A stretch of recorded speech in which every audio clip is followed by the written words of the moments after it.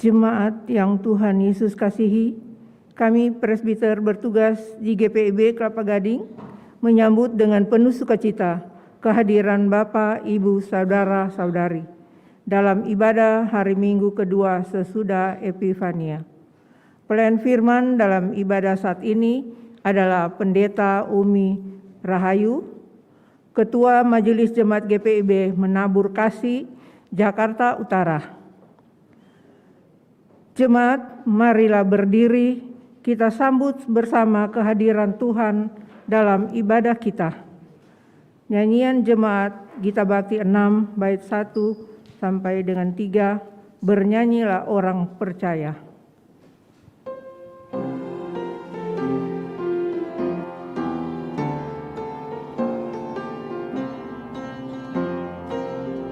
Bernyanyilah orang percaya, bergemar dan gembira terus. Terang Kristus tetap bercahaya di dalam berita kudus.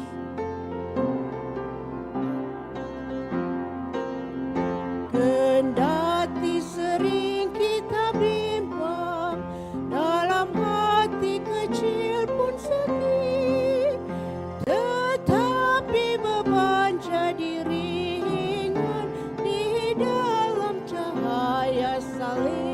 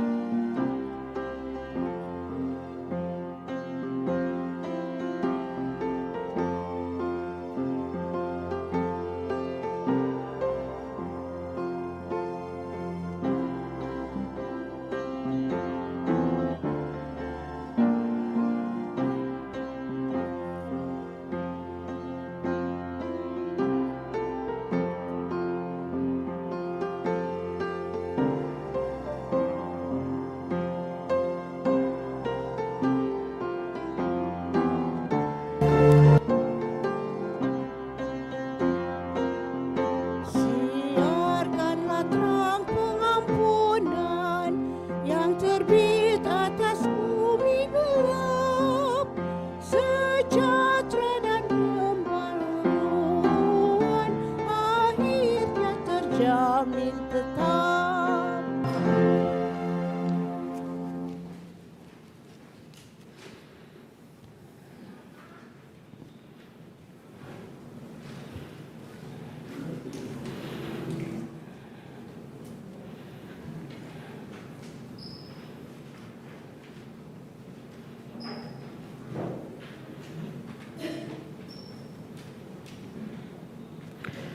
Pertolongan kita adalah dalam nama Tuhan yang menjadikan langit dan bumi dan yang tetap setia memelihara ciptaan tangannya.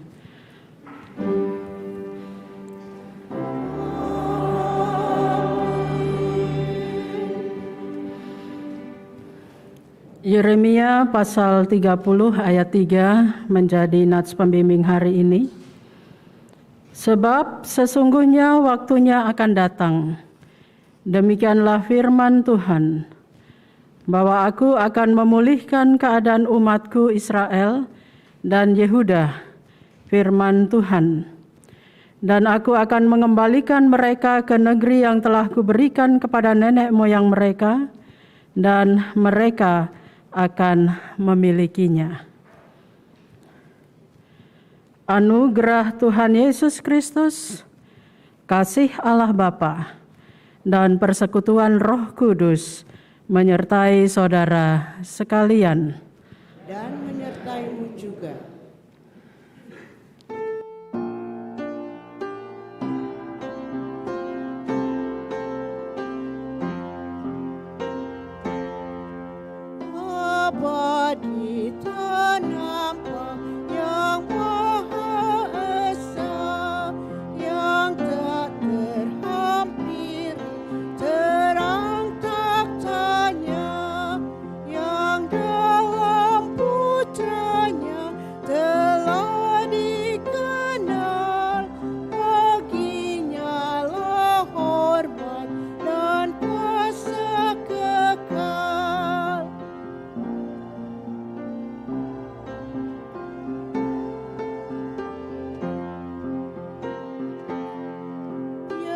Bapa pencipta segala terang, dipuji malaikat di surga cerlang.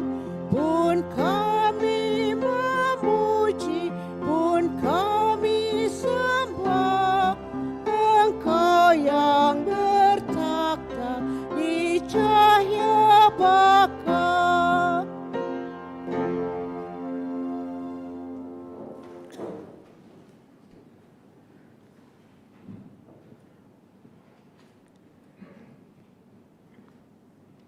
Dengan rasa sesal dan malu, dan dengan kerendahan hati, marilah mengaku akan dosa-dosa kita. Ya Allah yang kudus dan penuh kemurahan, kami menyadari dan mengaku di hadapan-Mu hakikat kami yang berdosa dan rapuh, sehingga cepat untuk berbuat jahat dan lambat untuk berbuat baik. Kami menyadari dan mengaku akan kelemahan kami dan sikap hidup yang mementingkan diri. Engkau mengetahui betapa sering berdosa, mengembara dari jalan-Mu, menyia-nyiakan pemberian-Mu, dan melupakan kasih-Mu. Ya Allah Maha Kasih, kasihanilah kami orang-orang yang telah malu dan menyesal ini, karena dalam segala hal kami telah menyakiti hati-Mu. Ajarlah kami untuk membenci kesalahan yang kami lakukan. Bersihkanlah kami dari dosa demi nama anak-Mu yang kekasih. Tolonglah kami, ya Allah yang pengasih, agar kami hidup dalam terang-Mu dan berjalan pada jalan-Mu sesuai perintah Yesus Kristus, Tuhan kami. Demikian pengakuan umat-Mu. Dengarlah ya Tuhan.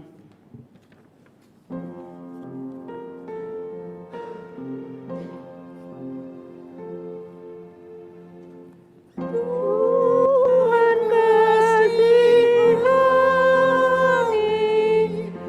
Kristus kasihani, Tuhan kasihani kami.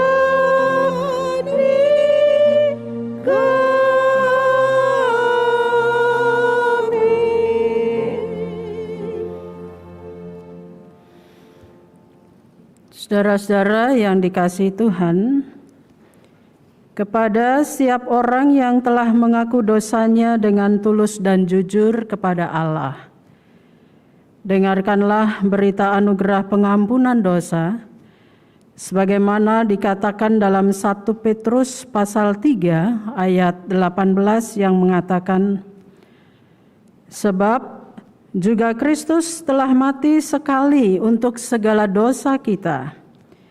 Ia yang benar untuk orang-orang yang tidak benar, supaya ia membawa kita kepada Allah. Ia yang telah dibunuh dalam keadaannya sebagai manusia, tetapi yang telah dibangkitkan menurut Roh.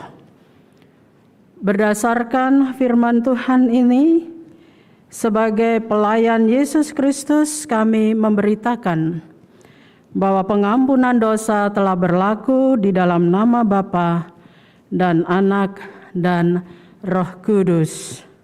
Syukur kepada Tuhan. Amin.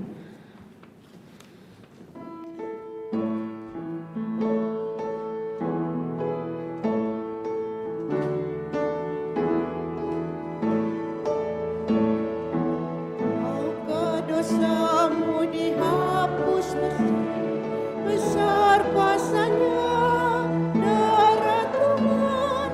Kau yang menang dari kuasa gelap, ajaib kuasa darah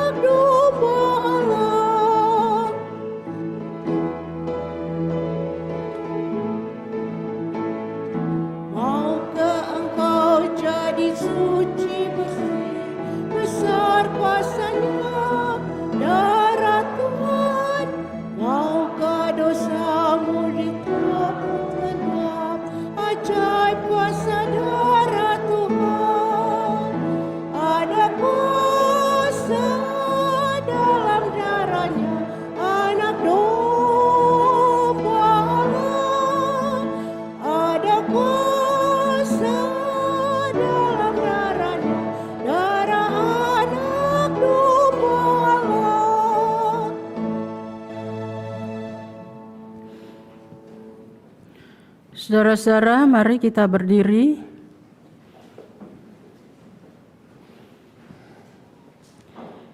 Bersama-sama kita mendengarkan perintah hidup baru sebagaimana ditulis dalam surat Paulus kepada jemaat di Efesus pasal 4 ayat 22 sampai ayat yang ke-24 yang menyatakan, yaitu bahwa kamu berhubung dengan kehidupan kamu yang dahulu, harus menanggalkan manusia lama yang menemui kebinasaannya oleh nafsunya yang menyesatkan, supaya kamu dibaharui di dalam roh dan pikiranmu, dan mengenakan manusia baru yang telah diciptakan menurut kehendak Allah di dalam kebenaran dan kekudusan yang sesungguhnya. Demikian saudara-saudara perintah hidup baru bagi kita di minggu kedua sesudah Epifania ini. Kiranya Roh Kudus menolong kita untuk mewujudkan kemuliaan Allah dalam kehidupan dan kesaksian kita setiap hari di dunia.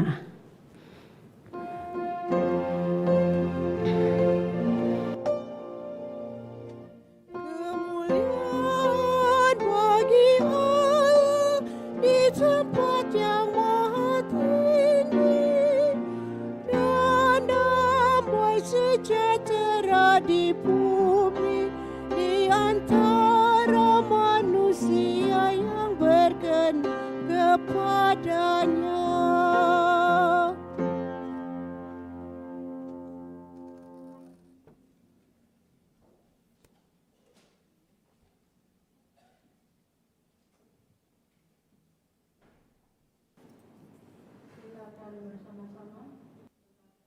Tuhan, dan sebelum kita merenung akan firman Tuhan, mari kita berdoa.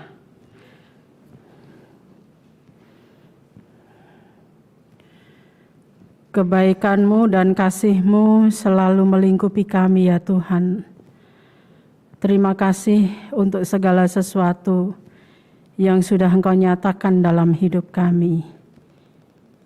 Ketika Engkau menuntun kami melalui kuasa Roh Kudus-Mu dalam persekutuan yang indah saat ini, kesediaan untuk mendengarkan firman-Mu merupakan bagian dari kerinduan kami berjumpa dengan-Mu ya Tuhan, karena kami sadar bahwa kami sangat membutuhkan Tuhan di dalam hidup kami, dan firman Tuhan selalu mencerahkan pikiran kami dan menerangi hati kami, sehingga kami dimampukan untuk menghadapi realitas kehidupan bersama-sama dengan Tuhan.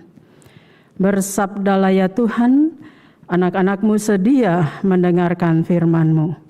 Amin. Mari saudara-saudara kita berdiri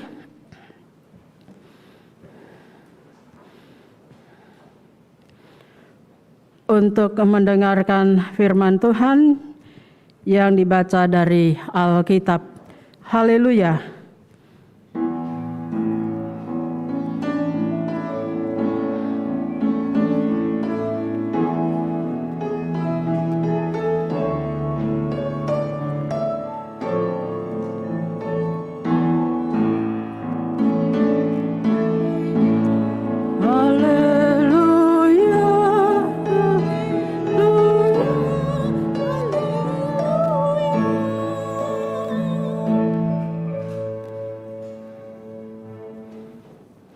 Pembacaan Alkitab terambil dari kitab Yeremia pasal 30 ayat 1 sampai dengan 3. Yeremia pasal 30 ayat 1 sampai dengan 3 yang menyatakan, janji pemulihan Israel. Firman yang datang dari Tuhan kepada Yeremia bunyinya, beginilah firman Tuhan Allah Israel. tuliskanlah segala perkataan yang telah kufirmankan kepadamu itu di dalam suatu kitab. Sebab sesungguhnya waktunya akan datang, demikianlah firman Tuhan, bahwa aku akan memulihkan keadaan umatku Israel dan Yehuda, firman Tuhan. Dan aku akan mengembalikan mereka ke negeri yang telah kuberikan kepada nenek moyang mereka, dan mereka akan memilikinya. Demikianlah pembacaan Alkitab.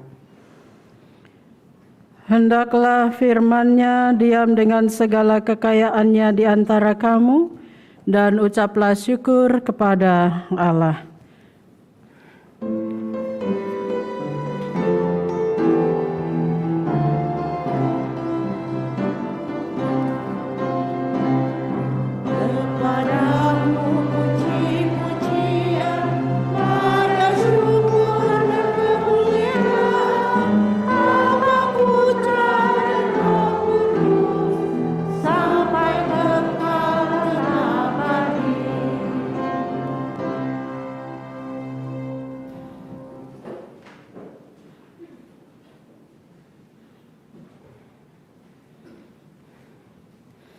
Kita bersyukur kita sudah bisa melewati masa pandemi dan sudah 1 bulan diumumkan oleh pemerintah bahwa status PPKM sudah dicabut. Itu berarti bahwa Indonesia sedang berada dalam proses pemulihan di segala bidang. Dan hari ini kita memasuki 15 hari tahun 2023. Saudara-saudara, firman Tuhan hari ini bicara soal pemulihan.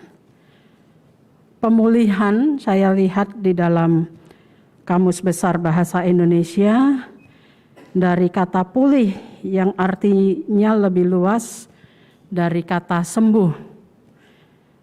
Atau pulih artinya kembali seperti semula atau menjadi baik kembali, baik dari sakit, baik dari luka-luka maupun dalam kesehatan. Dan kata pulih ini adalah kata kerja. Kalau dibicarakan tentang pemulihan, maka KBBI juga mengatakan bahwa pemulihan adalah proses memulihkan atau menjadikan sesuatu keadaan kembali baik. Tentunya saudara-saudara yang dikasihi Tuhan Yesus Kristus, saat ini ketika kita dalam tanda kutip berada dalam proses pemulihan, walaupun PPKM sudah dicabut, tapi kita tetap masih harus menjaga protokol kesehatan. Walaupun kita sudah beraktivitas berkarya seperti biasa, kita tetap harus mentaati protokol kesehatan.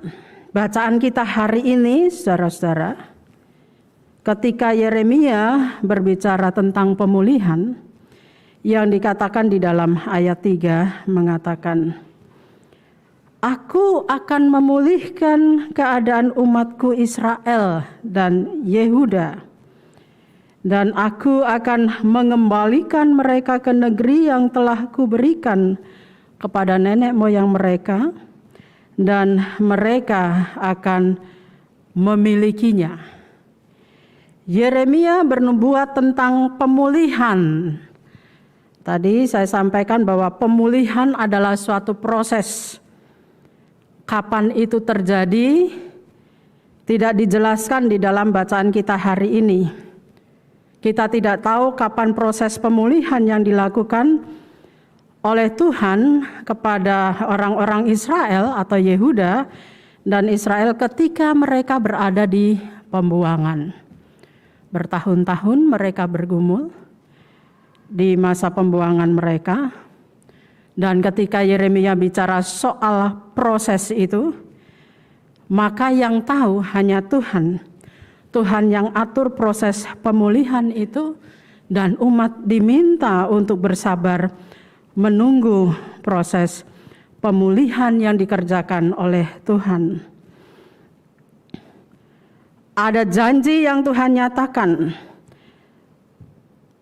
Hari-hari proses pemulihan itu diawali dengan pada kalimat yang berikut, membawa mereka kembali ke tempat mereka, yaitu di Yerusalem atau di tanah milik mereka sendiri. Artinya bahwa meskipun mereka ada dalam generasi-generasi yang berikut, tetapi mereka diberi tanah oleh Tuhan, tanah yang adalah milik nenek moyang mereka. Mereka dikembalikan ke sana. Kalau kita bicara soal tanah, Bapak Ibu, dalam konsep orang Yahudi, maka tanah itu mengandung 3 makna. Makna yang pertama adalah makna teologis. Orang Israel memahami bahwa tanah itu adalah anugerah Tuhan. Tanah itu adalah pemberian Tuhan. Melalui tanah mereka bisa melangsungkan kehidupan mereka. Melalui tanah mereka diingatkan bahwa Tuhan menyediakan tempat bagi mereka untuk mereka melangsungkan kehidupan mereka dan berkarya. Tanah juga mengandung sisi ekonomi. Melalui tanah mereka memperoleh kesejahteraan. Karena itu mereka kelola tanah dengan menanam gandum dan sebagainya, anggur, supaya mereka bisa sejahtera. Makna yang ketiga, tanah itu dari sisi politik menunjuk kepada identitas bangsa. Kalau bangsa mengatakan bahwa dirinya bangsa, maka dia harus memiliki wilayah kepemilikan yang menunjukkan identitasnya sebagai bangsa. Nah, ketika orang-orang Israel disampaikan oleh Yeremia, mereka akan dikembalikan ke tanah mereka, itu berarti mereka dipulihkan bukan hanya dari sisi politik, tetapi juga dari sisi ekonomi, dan mereka diingatkan bahwa segala sesuatu yang ada dalam kehidupan mereka ada di dalam kendali Tuhan. Tidak ada manusia yang bisa mengendalikan setiap peristiwa hidup. Tetapi melalui proses yang Tuhan perkenankan terjadi atas kehidupan mereka, maka sebenarnya Tuhan sedang membawa umat Israel pada sebuah refleksi ketika mereka dibuang di tanah Babel. Mereka diajak untuk merefleksi kehidupan mereka kembali. Kenapa mereka sampai dibuang? Dan dalam proses pembuangan itu mereka terus diajak untuk memikirkan diri mereka.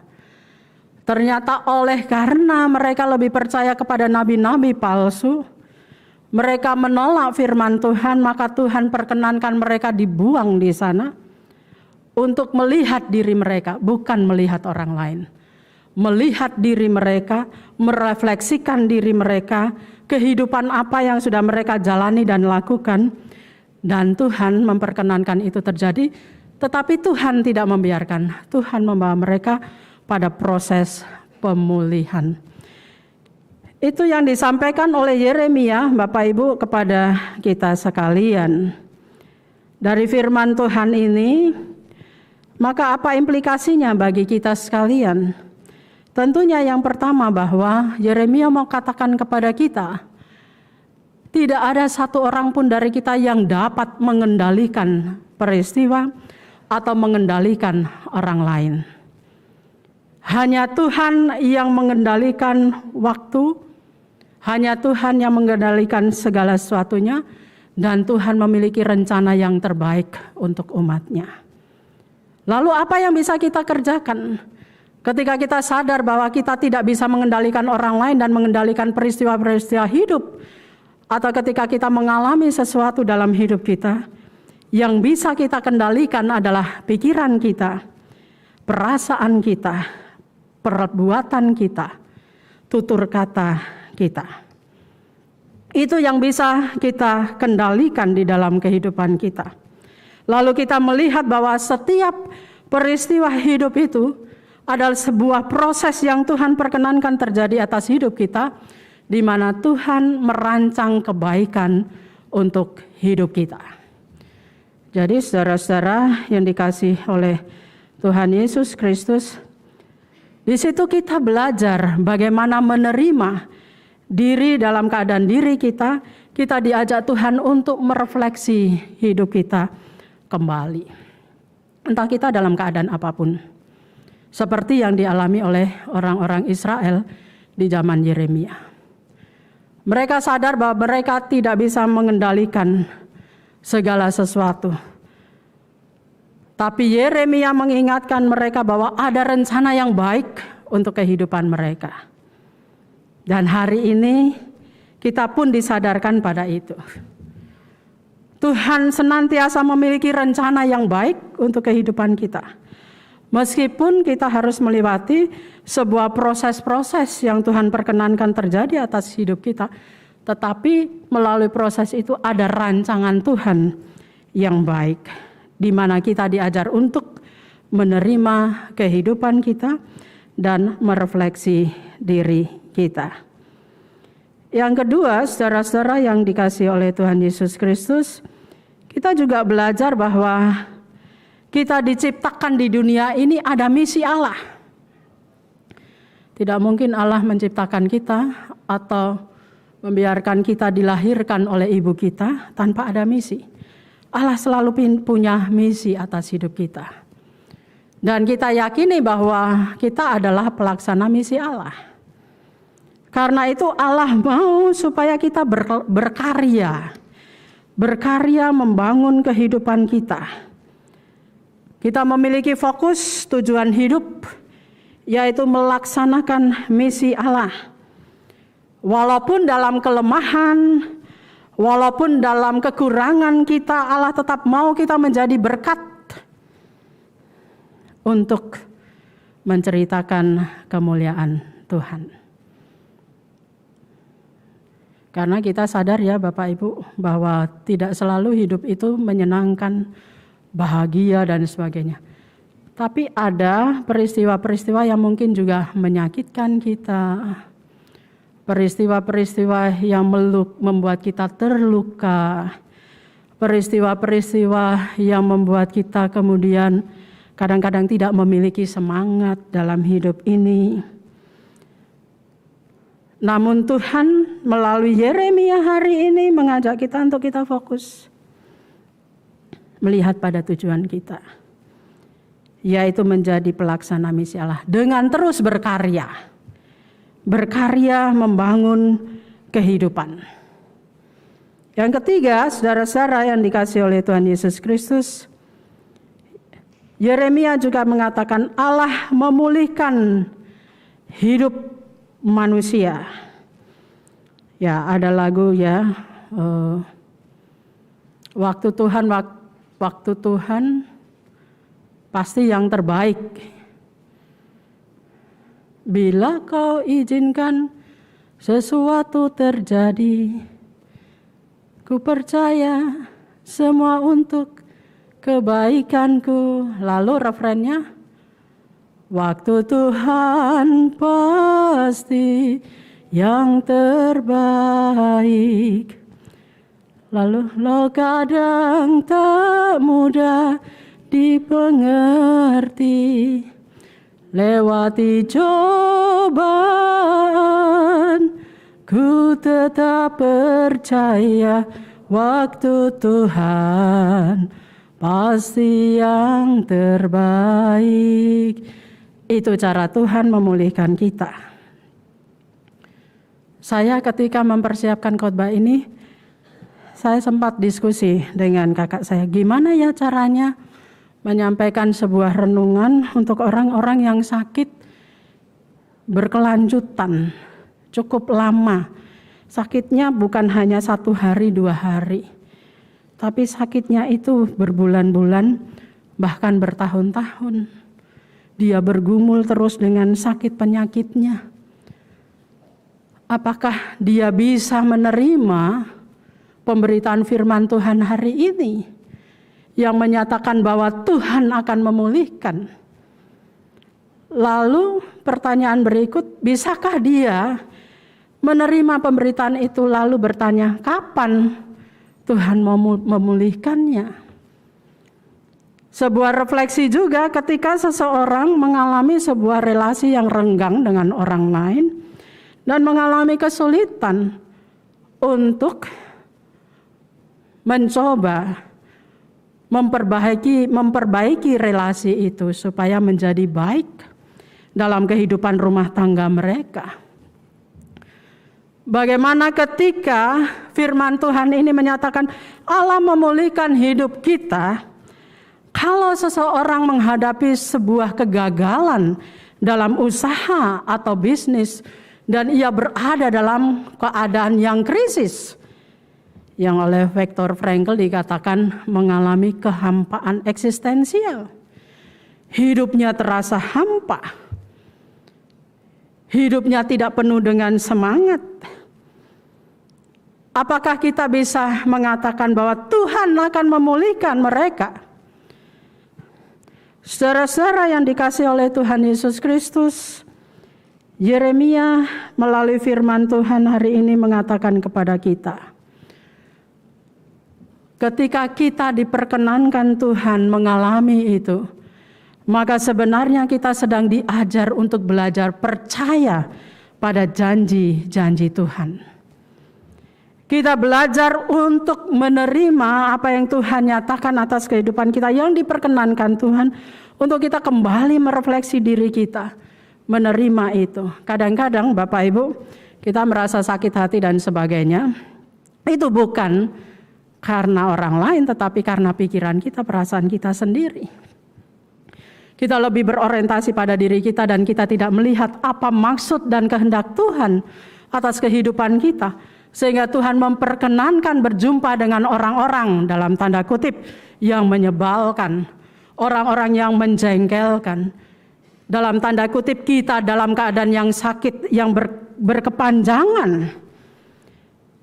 Hari ini Yeremia mengajarkan kepada kita untuk percaya kepada Tuhan dan melihat, oh ini proses Tuhan yang sedang Tuhan lakukan untuk membentuk kita sebagai orang-orang yang percaya bahwa Tuhan sedang tolong kita untuk menjadi pribadi-pribadi yang kuat. Pribadi-pribadi yang setia dan taat kepada firman-Nya. Kalau kita lihat sejarah Israel di zaman Yeremia, Bapak Ibu, mereka jalan menurut cara mereka sendiri dan hasilnya dibuang. Tapi ketika mereka mau belajar bahwa oh ini pembuangan bukan karena Tuhan tidak sayang, tetapi Tuhan mau bentuk kembali diri mereka untuk belajar percaya kembali kepada Tuhan. Untuk lebih percaya lagi kepada firman Tuhan dalam kehidupan mereka. Menerima apa yang sudah mereka kerjakan, kemudian merefleksi. Merefleksi diri dan belajar untuk percaya. Ketika kita tidak bisa menerima, maka mungkin saja kita akan terus mengalami sebuah konflik di dalam diri kita. Tetapi hari ini saudara-saudara, ketika kita berhadapan dengan persoalan-persoalan hidup, ketika kita diperhadapkan atau diperkenankan Tuhan untuk mengalami sebuah pergumulan soal sakit kita yang berkepanjangan, relasi yang renggang, kegagalan-kegagalan dalam bisnis, krisis identitas diri kita, Tuhan sedang tolong kita berada dalam proses itu. Proses pemulihan untuk mengerti siapa diri kita di hadapan Tuhan.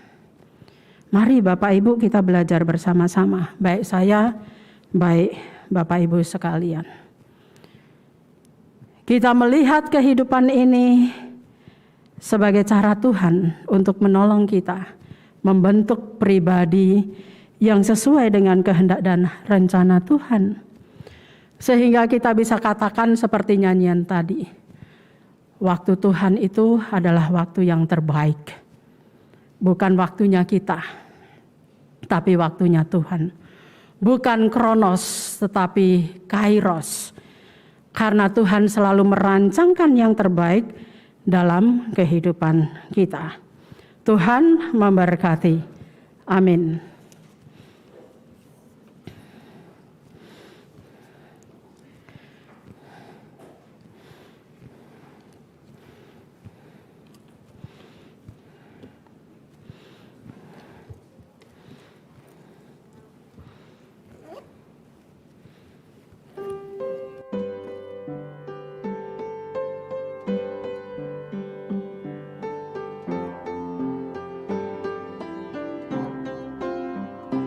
Janji Tuhan selalu digenapi. Ia utus Roh Kudus bagi kita, agar kita selalu dikuatkan, laksanakan amanat Tuhan Yesus. Mari kita bersaksi melayani, mewartakan berita keselamatan, agar dunia mengaku dan percaya Yesus Kristus Sang Juru Selamat dunia.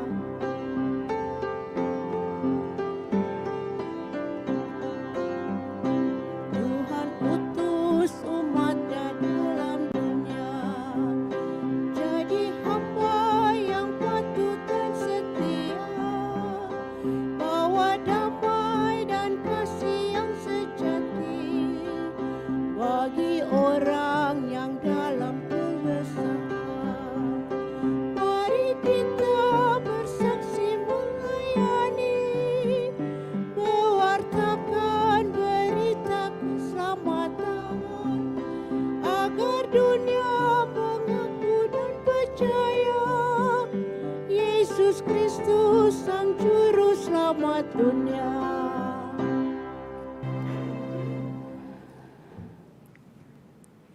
Kita akan mendengarkan pujian trio sektor 2, Tuhan tak pernah janji, dan waktu Tuhan.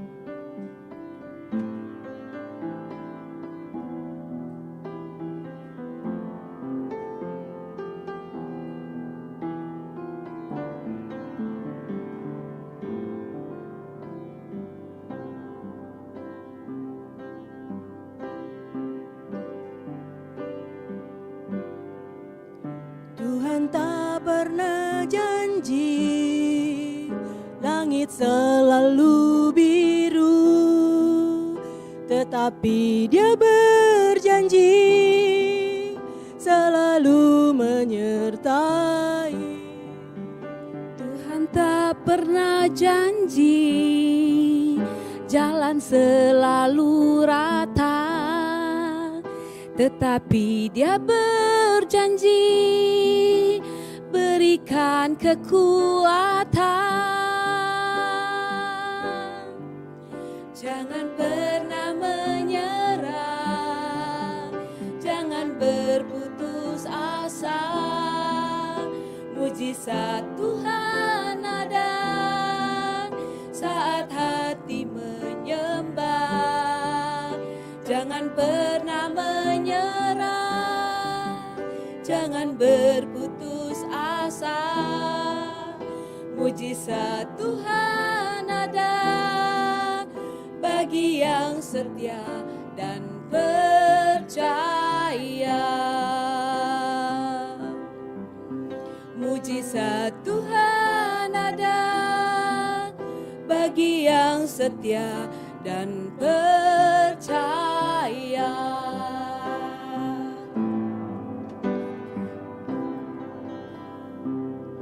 Bila kau izinkan sesuatu terjadi, ku percaya semua untuk kebaikanku. Bila nanti telah tiba waktumu, ku percaya kuasa-Mu memulihkan hidupku. Waktu Tuhan pasti yang terbaik, walau kadang tak mudah dimengerti. Lewati cobaan, ku tetap percaya waktu Tuhan pasti yang terbaik. Waktu Tuhan pasti yang terbaik, walau kadang tak mudah dimengerti. Lewati cobaan, ku tetap percaya waktu Tuhan pasti yang terbaik. Lewati cobaan, ku tetap percaya waktu Tuhan pasti yang terbaik. Terima kasih.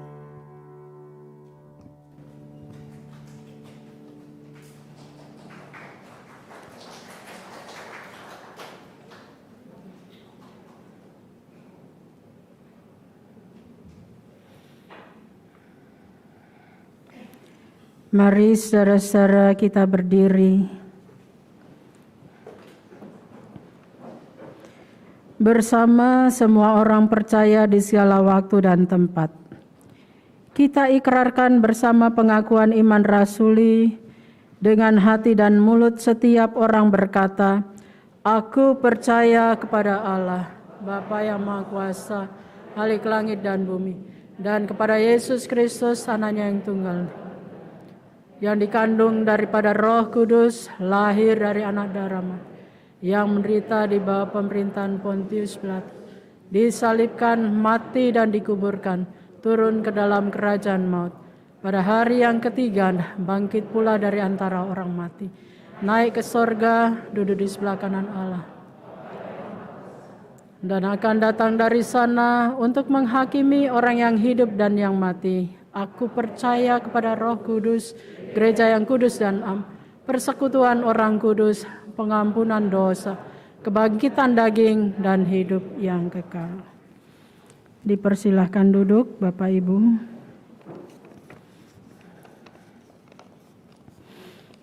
Saya akan memberikan ruang kepada Bapak Ibu untuk berdoa secara pribadi di dalam doa syafaat hari ini. Mari kita berdoa.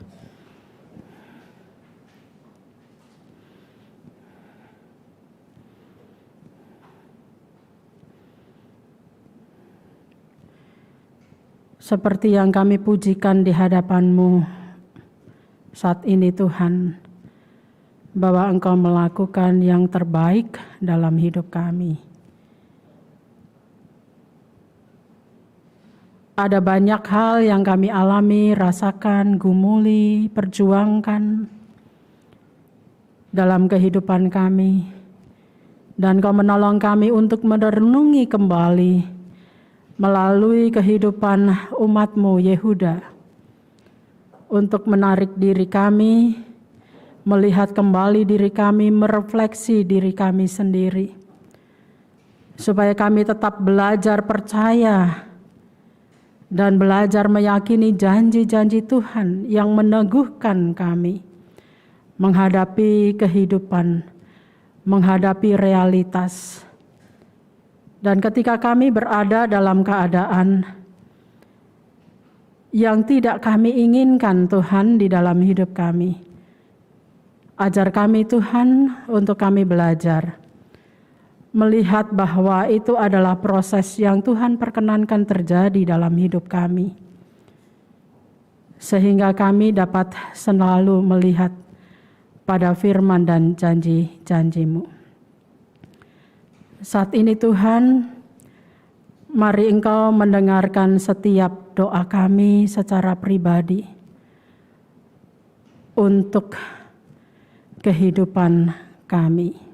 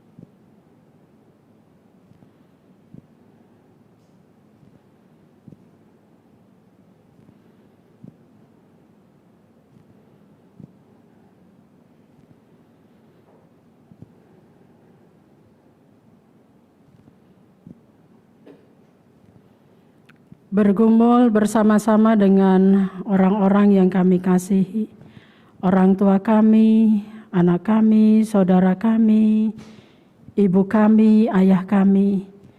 Kami serahkan akan mereka yang dalam kondisi tubuh yang lemah dan masih ada dalam proses pemulihan.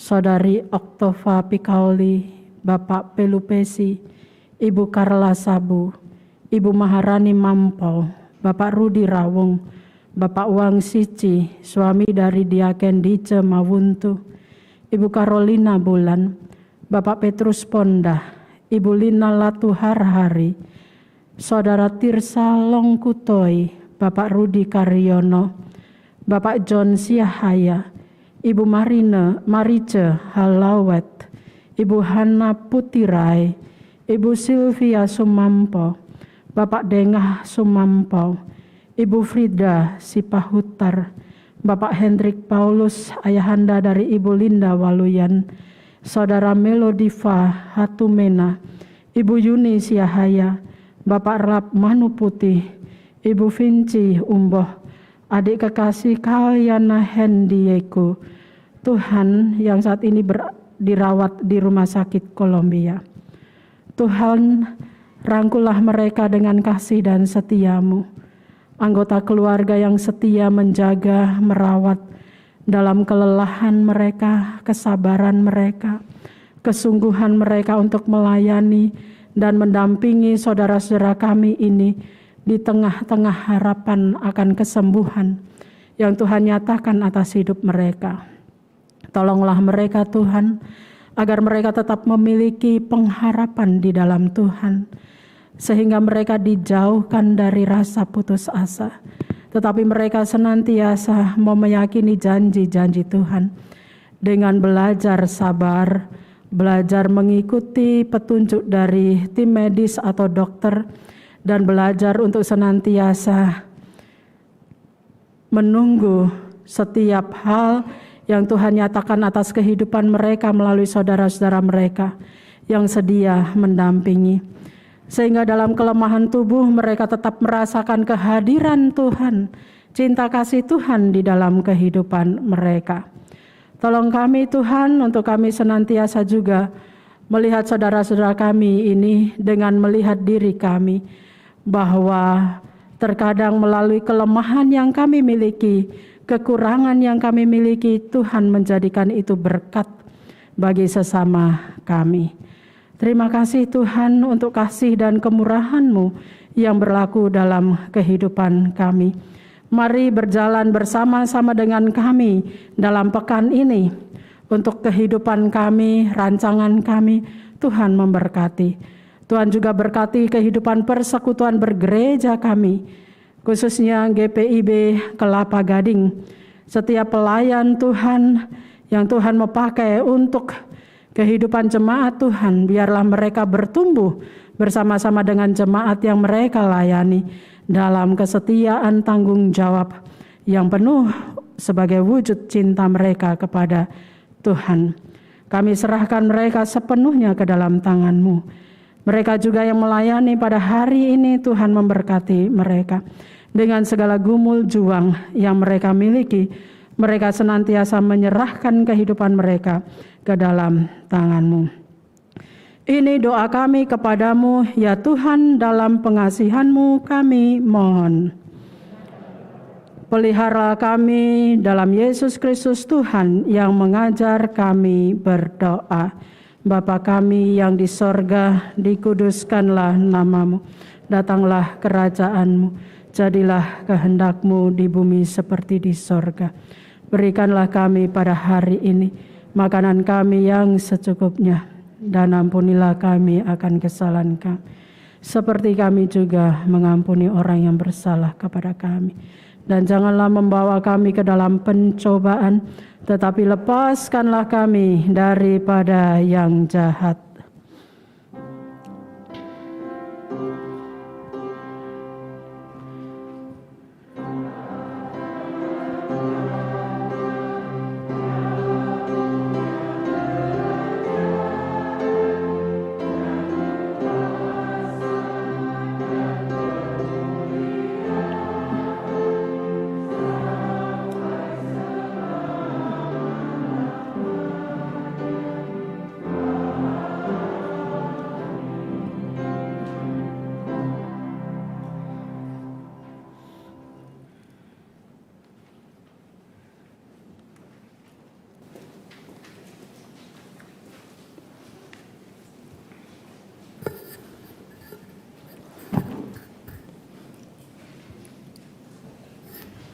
Umat Tuhan, marilah dalam sukacita kita mengucap syukur kepada Tuhan dengan memberi persembahan.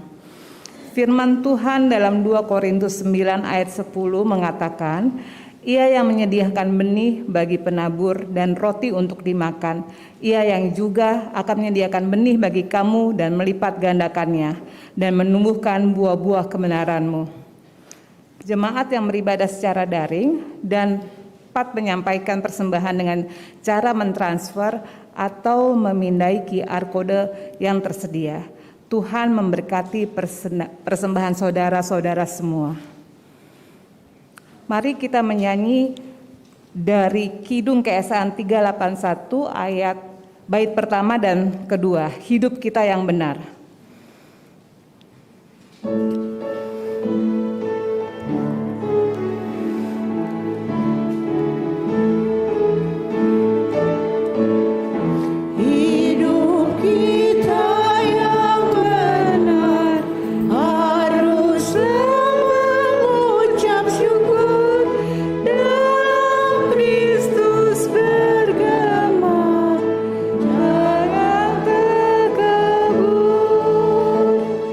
Dalam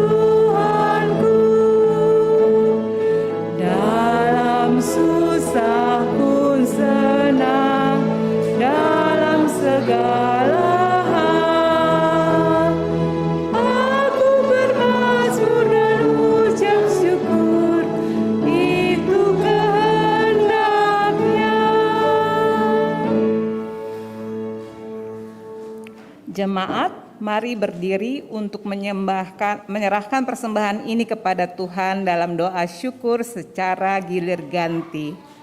Kita berdoa.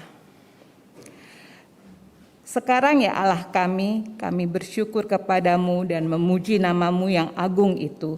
Sebab siapakah kami sehingga kami mampu memberikan persembahan sukarela ini seperti ini.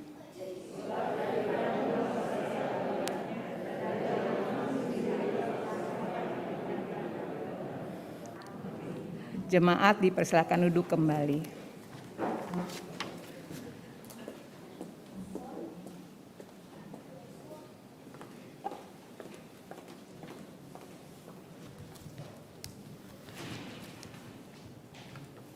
Warta Jemaat Minggu 15 Januari 2023. Saudara-saudara jemaat yang dikasihi Tuhan Yesus Kristus, Majelis Jemaat Gereja Protestan di Indonesia bagian Barat, Kelapa Gading, Jakarta Utara, menyambut persekutuan jemaat di hari Minggu kedua sesudah Epifania ini dengan penuh sukacita dan damai sejahtera. Ucapan terima kasih, Majelis Jemaat GPIB Kelapa Gading mengucapkan terima kasih kepada Pendeta Umi Rahayu, Ketua Majelis Jemaat GPIB Menabur Kasih, yang telah menyampaikan firman Tuhan pada hari ini. Juga terima kasih kepada organis, pianis, pemandu lagu, pujian trio dari sektor 2, petugas multimedia dan sound system yang sudah melayani. Tuhan memberkati pelayanan saudara-saudara. Selanjutnya kami mohon perhatian jemaat untuk beberapa hal yang perlu dibacakan pada warta jemaat ini. Pertama, jadwal pemilihan pengurus Pelkat Masa Bakti tahun 2022-2025, pemilihan pengurus Pelkat akan dilaksanakan dengan jadwal sebagai berikut. Pelkat PA dan PT pada Minggu 22 Januari 2023 setelah IHMPA dan IHMPT. Pelkat GP pada hari Jumat 20 Januari 2023 pukul 19.30 di Gedung Gereja. Untuk Pelkat PKP Selasa 24 Januari 2023 pukul 18.00 WIB di Gedung Gereja. Dan Pelkat PKB Selasa 24 Januari 2023 pukul 20.00 WIB di Gedung Gereja. Pelkat PKLU Sabtu 21 Januari 2023 diadakan setelah acara Nataru. Mohon perhatian dan kehadiran seluruh anggota Pelkat sesuai dengan jadwal yang telah ditentukan. Kedua, ibadah dan perayaan Natal Pelkat PKLU akan dilaksanakan pada hari Sabtu 21 Januari 2023 pukul 10.00 WIB bertempat di GPIB Kelapa Gading. Pembawa firman Pendeta Rudi Immanuel Ririhena. Mohon kehadiran seluruh anggota PKLU. Majelis Jemaat GPIB Kelapa Gading mengucapkan terima kasih kepada seluruh jemaat atas persembahan yang diberikan baik melalui kantor gereja maupun melalui transfer ke rekening Bank Mandiri dan BCA. Tuhan Yesus memberkati. Demikianlah warta jemaat yang dapat kami sampaikan saat ini. Untuk warta jemaat selengkapnya dapat dilihat di warta jemaat yang telah disebarkan melalui media online. Selamat hari Minggu, Tuhan Yesus memberkati. Saudara-saudara, mari kita berdiri.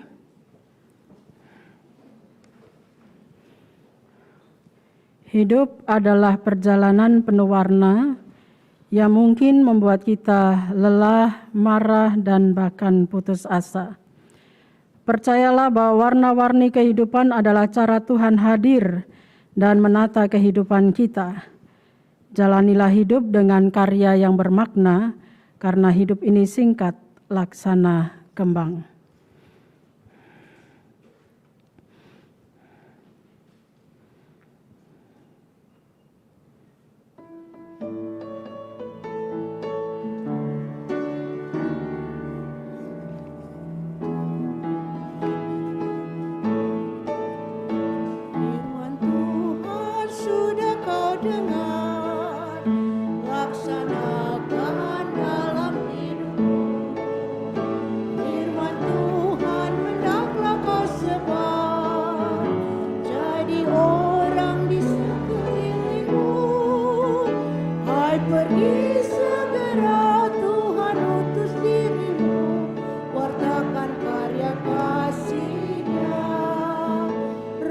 Kudus menolongmu dan memimpin langkahmu.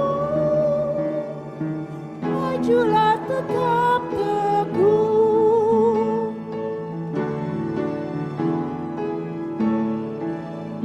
Firman Tuhan jadi pandumu, Janganlah andalkan egomu, sangkal diri sebagai hambanya. Jadi saksi setia dan tekun. Hai pergi segera, Tuhan utus dirimu, wartakan karya kasih-Nya. Roh Kudus menolongmu dan memimpin langkahmu. Majulah tetap teguh.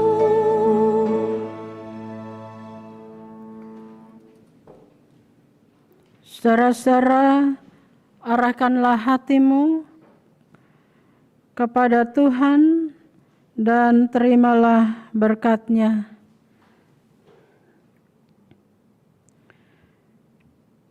Tuhan memberkati engkau dan melindungi engkau. Tuhan menyinari engkau dengan wajah-Nya dan memberi engkau kasih karunia. Tuhan menghadapkan wajah-Nya kepadamu dan memberi engkau damai sejahtera.